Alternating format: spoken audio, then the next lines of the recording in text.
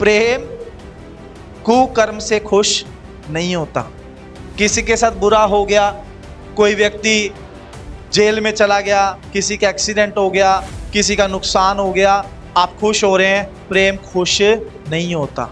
समझ रहे हैं? परमेश्वर प्रेम के सत्य से आनंदित होता है, सच्चाई से।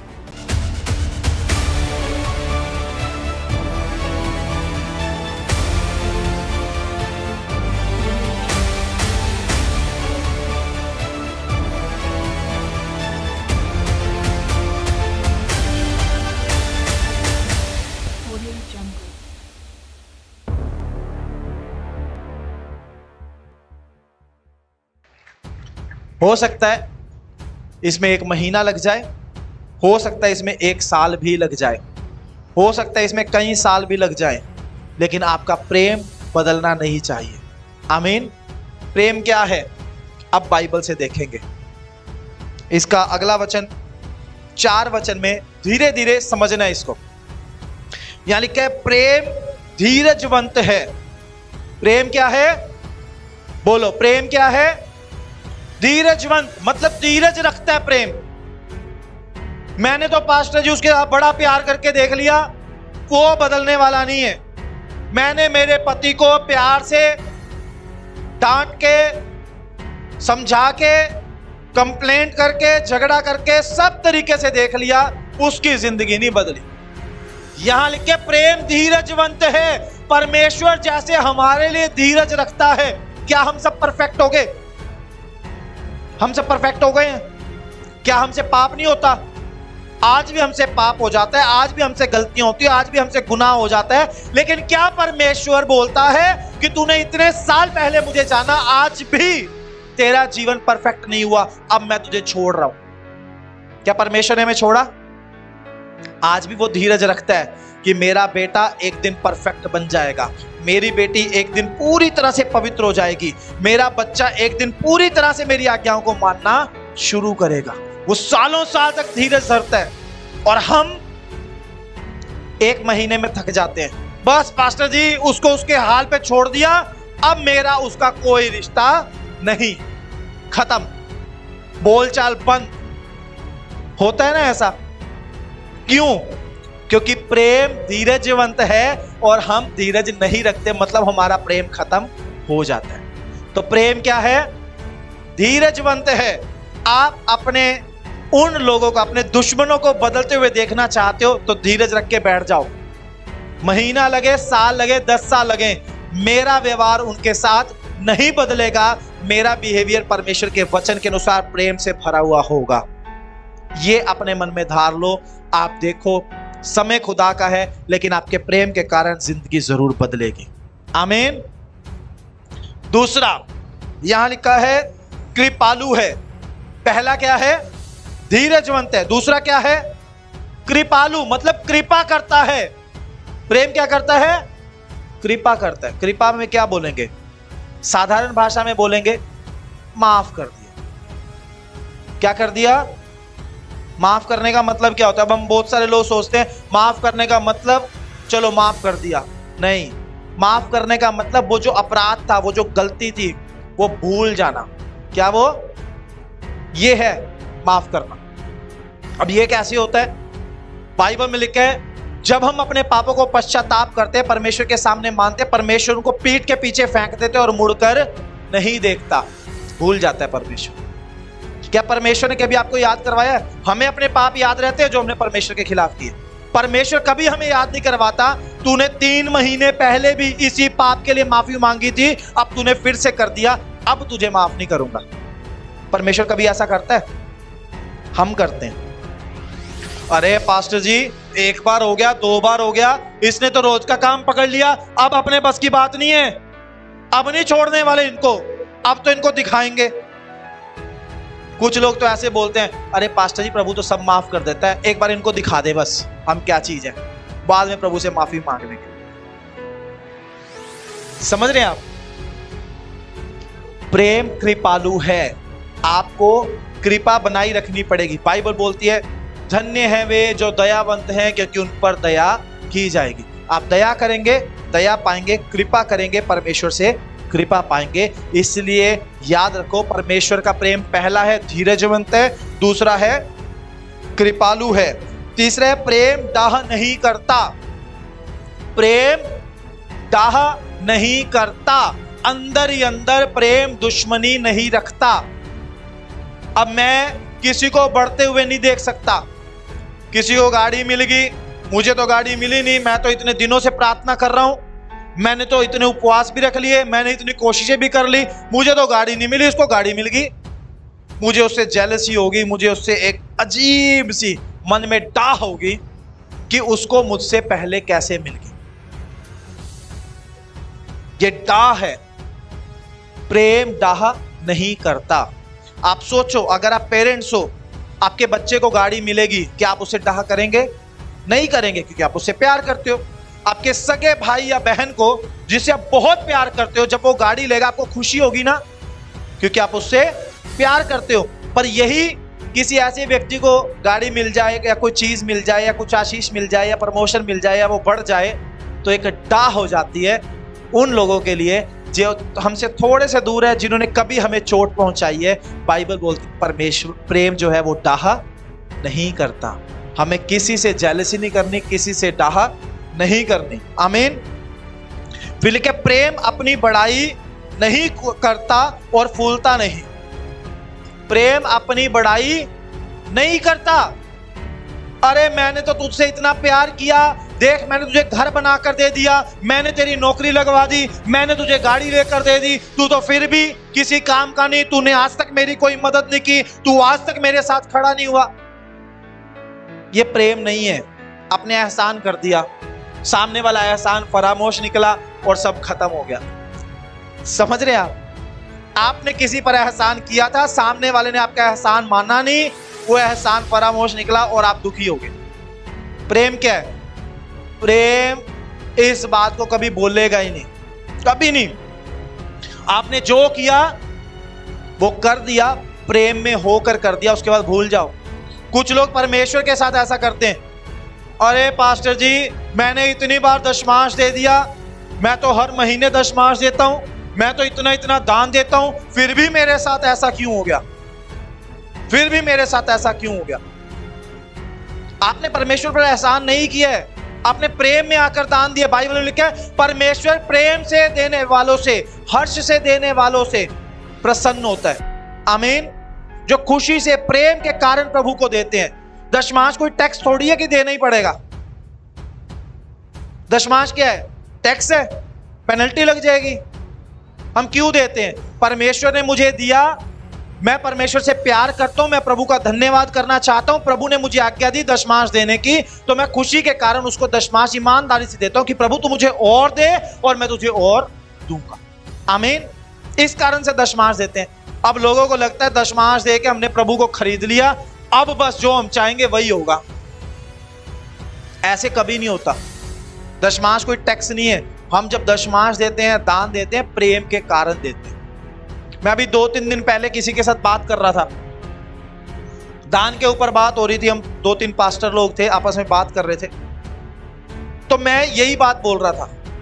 मैं क्या, दान हम इस कारण से नहीं देते, मतलब मैं पर्सनली अपनी बात बताऊं तो मैं इस कारण से नहीं देता कि मैं दान दूंगा और परमेश्वर मुझे 1000 गुना देगा। बाइबल बोलती है परमेश्वर देता भी है, इसमें कोई शक नहीं है, पर मैं व्यक्तिगत रूप से दान इसलिए नहीं देता कि प्रभु मुझे उसका 1000 गुना करके दे दे। मैं इसलिए देता हूं क्योंकि मैं परमेश्वर से प्यार करता हूं, मैं उसका धन्यवाद करना चाहता हूं, मैं अपना दान देकर उसको अपना प्रेम दिखाना चाहता हूं, चाहे वो छोटा हो चाहे वो बड़ा हो। खुदा देखता है उसने मुझे कितना दिया, और जब मैं उसको दान देता हूं मैं अपना प्यार दिखाता हूं।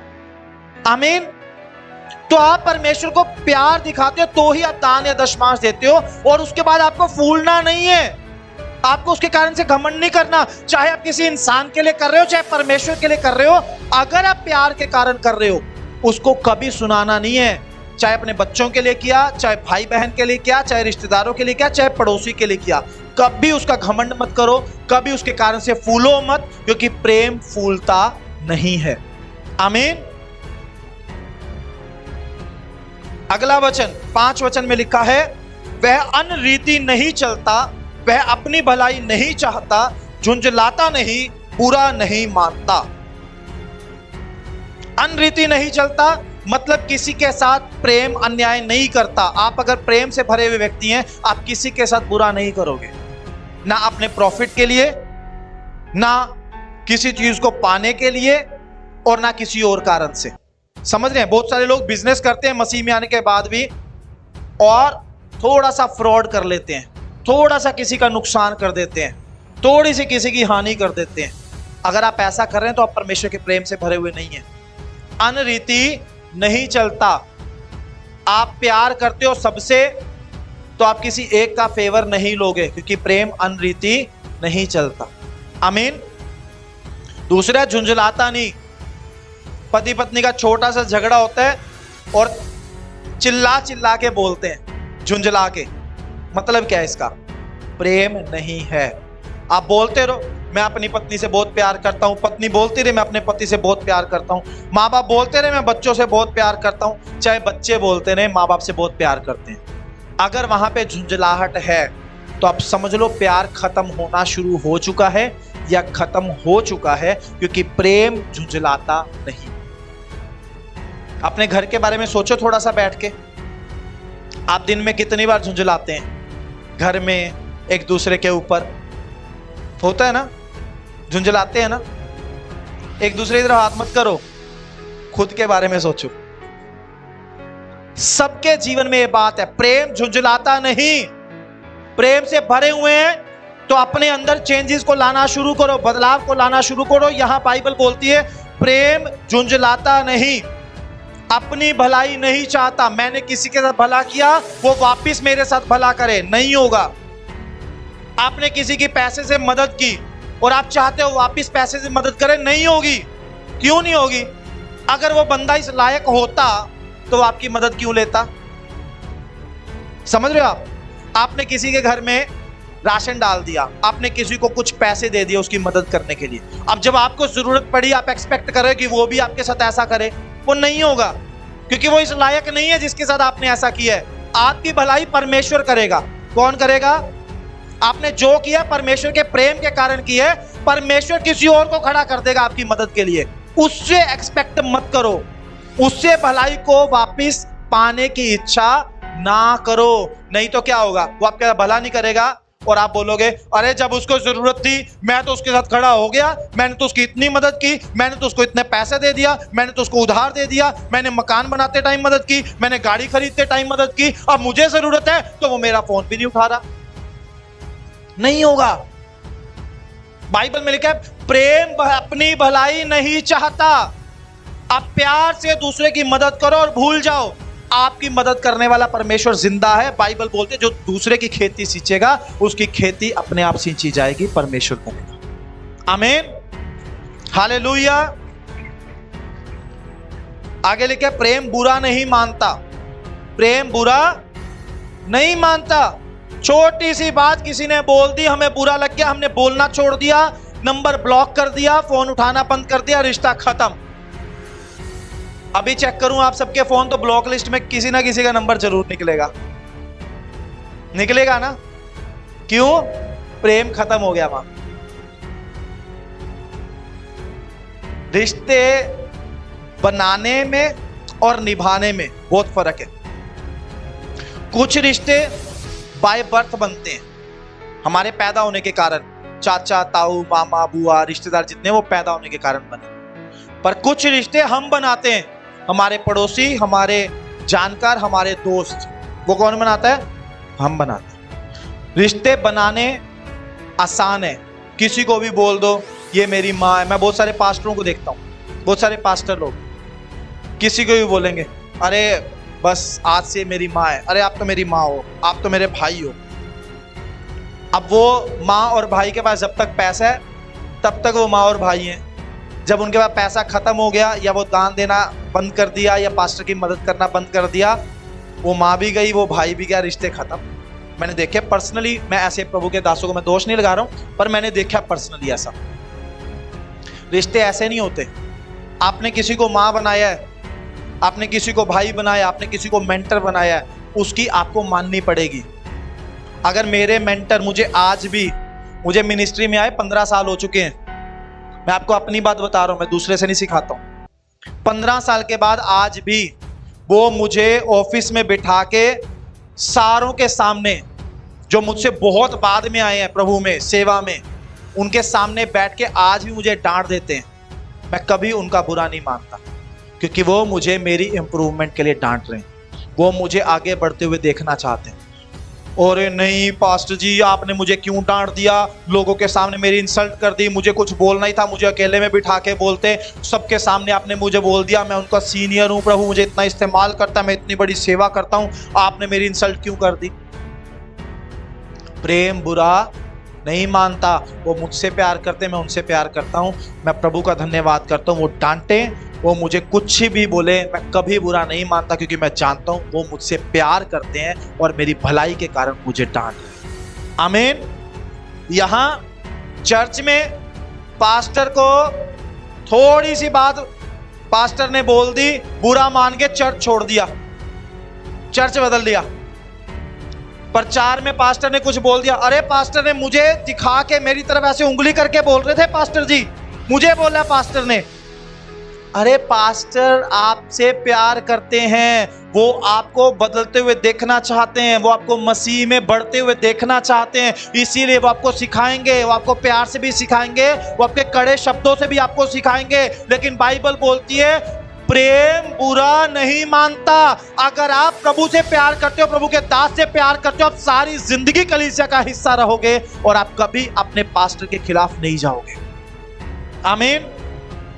और ये बात खाली पास्टर के लिए नहीं है, ये आपके पेरेंट्स के लिए भी है, ये आपके बच्चों के लिए भी, आपके भाई बहन के लिए भी है। आप बुरा नहीं मानना। आमीन। हालेलुया।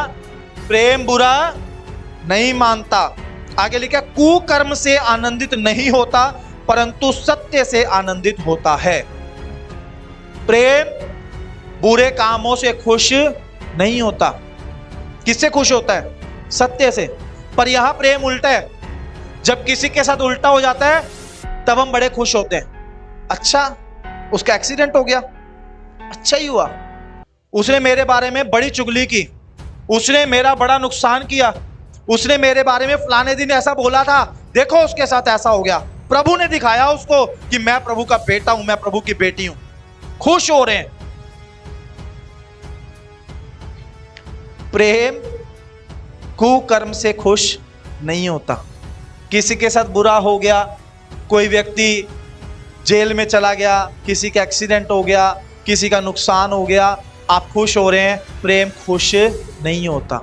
समझ रहे हैं? परमेश्वर प्रेम के सत्य से आनंदित होता है, सच्चाई से। बोलो हालेलुया। लास्ट वचन है, यहां लिखा है, वह सब बातें सह लेता है। सब बातें, कोई क्वेश्चन मार्क नहीं है, कोई कंडीशन नहीं है, सब बातें सह लेता है। बहुत मुश्किल है सब कुछ सहना, लेकिन प्रेम सब बातें सह लेता है और यीशु मसीह ने करके दिखाया है। क्रूस की मृत्यु को सहा ना, फिर भी प्यार किया ना। उतना बुरा तो हमारे साथ नहीं किया ना परमेश्वर ने या किसी मनुष्य ने, नहीं किया ना। तो जब यीशु मसीह सह सकता है और यीशु चाहता है हम भी उसके जैसे बने, तो हमें भी सहना है। प्रेम सब बातें सह लेता है। आज से सहना शुरू करो। बदला देना परमेश्वर का काम है, बदले लेना छोड़ दो, बराबरी करना छोड़ दो, उनके साथ उनके जैसा व्यवहार करना छोड़ दो। अगर आप भी अपने जीवन में ऐसे चमत्कार देखना चाहते हैं तो आप आ सकते हैं लिविंग ग्रेस चर्च दिल्ली में, जो एड्रेस आपको अपनी स्क्रीन पर शो हो रहा है। इस एड्रेस पर आपको आना है। अधिक जानकारी के लिए आप दिए गए नंबर पर संपर्क कर सकते हैं।